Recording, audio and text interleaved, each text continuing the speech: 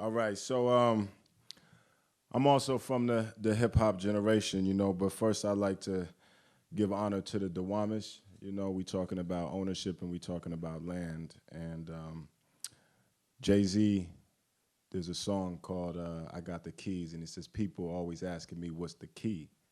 Till you own your own, you can't be free. And so we see a picture here, another quote from one of our great sages, Billie Holiday, God bless the child who has his own. And we see Africans who are leaving plantations after over 250 years of being denied the benefit of their labor capital, the ownership of their sweat equity, their intellectual properties and inventions that they created, and they were leaving seeking something of their own.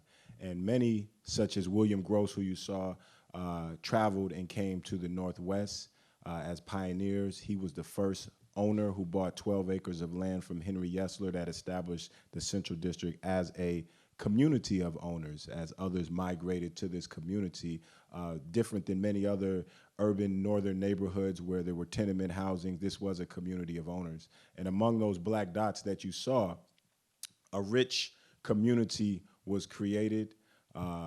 You see some of the dots that came or were produced out of the community, whether Jimi Hendrix or Quincy Jones or Ernestine Anderson. But over time, we saw that community, there was divestment, there was white flight, there was redlining, there was a series of ongoing practices and policies which had been put into effect ever since we were labeled, or my ancestors were labeled 3/5 of a person, and many of the decisions and major decisions in this country were related to what do we do with the Africans that were here.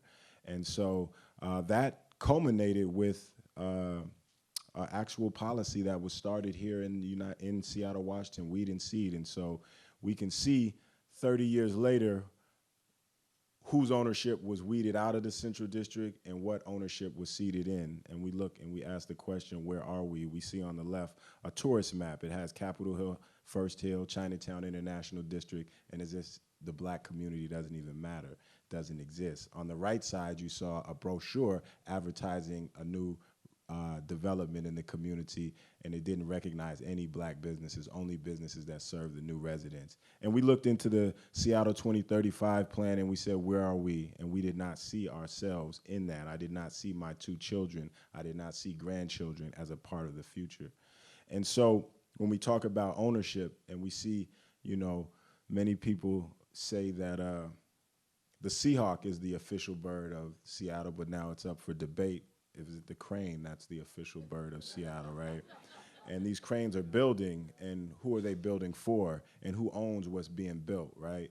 And we know that even in doing little projects like, we get resistance as if we're asking for too much, our ambitions are too great. And then I say, well, how many buildings do we own downtown, right? And it's like dead silence.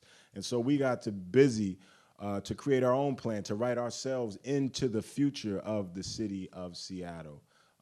And so that our community would be here. And our solution was Africatown, meaning embracing and putting a positive narrative, not the dark continent, not the ghetto, not, these places that you avoid and you cut your perch, but a place where the beauty, the brilliance, and the best of the black experience in the African diaspora, regardless of time and place or geography, can flourish and add to Seattle and add to the world from this place.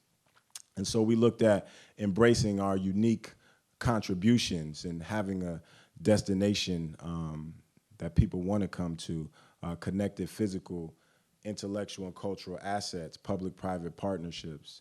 And we realized that it is going to take partnerships to make it happen. And so we developed a partnership framework for projects such as the Liberty Bank, which is the first. And you see at the top of that list is ownership, because with ownership, you have the ability to realize the other things, because with ownership comes control and influence. And so we know that ownership is crucial, it's critical.